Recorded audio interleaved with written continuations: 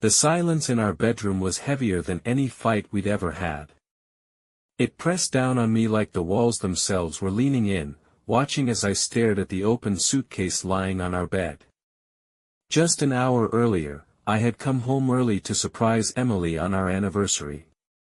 The only surprise I got was walking in and finding her in our bed with the man I'd called my best friend since high school. I didn't shout. I didn't swing. I didn't even wait for the excuses that were already tumbling out of her mouth.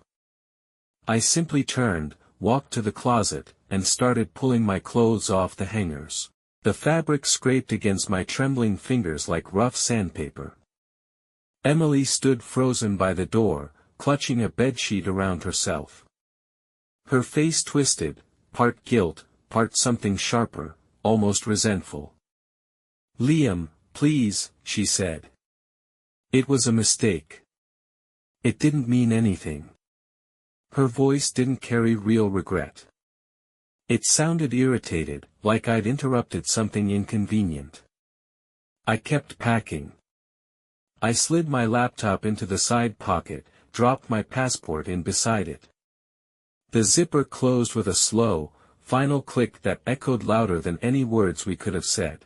The real betrayal wasn't just what I'd seen.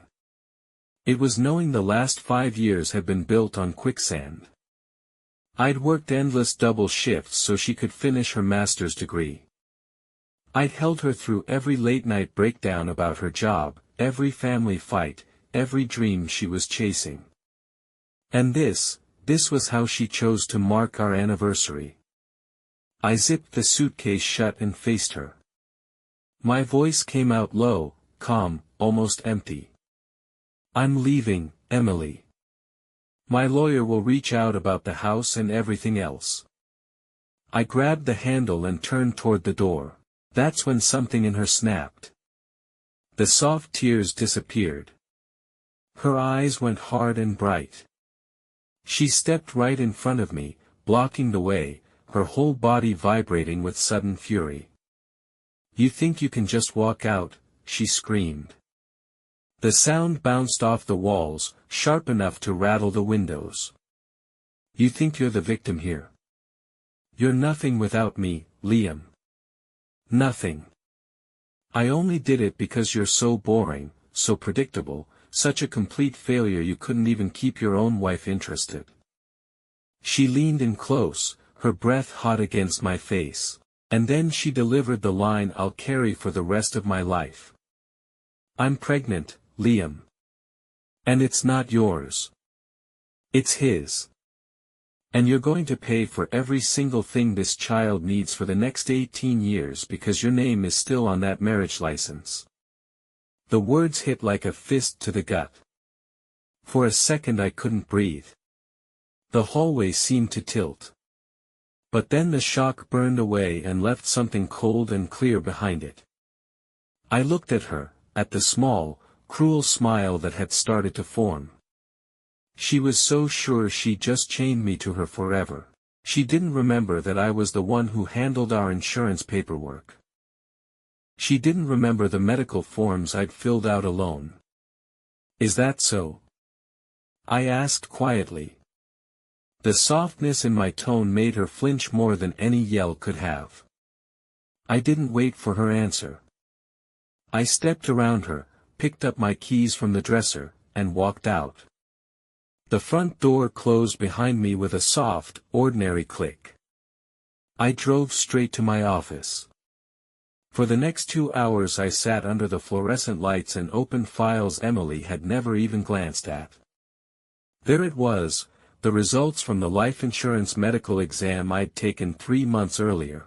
The report in bold black letters: complete sterility caused by a childhood illness I'd never told her about.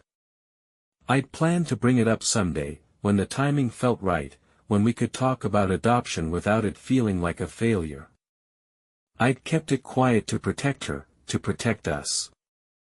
Now that same secret was my way out that I attached the medical report to an email. I pulled the time-stamped footage from our front door camera, the clear image of my so-called best friend slipping inside while I was at work, and forwarded that too. Everything went straight to my attorney. I didn't call her. I didn't go back to argue. I checked into a small hotel on the edge of town, ordered one drink, and watched my phone light up with her messages.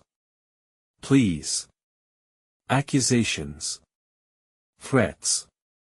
I turned the screen face down and let the night settle around me. A week later the pieces started falling into place. My lawyer filed for annulment on grounds of fraud.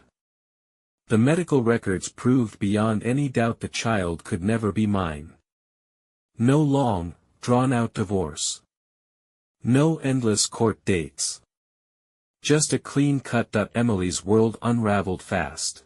The man she'd chosen over me disappeared the second he heard the word pregnant. Blocked numbers, deleted accounts, gone.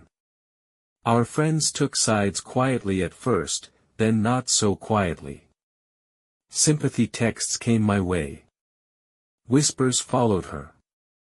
I moved into a small apartment with plain white walls and sunlight that actually reached the corners. No trace of her perfume. No echo of her voice. For the first time in years the quiet didn't feel heavy. It felt open.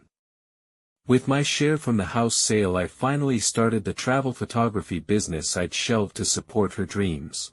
I booked a one-way ticket to the mountains, camera bag slung over my shoulder, and spent dawn after dawn chasing light across ridges and valleys.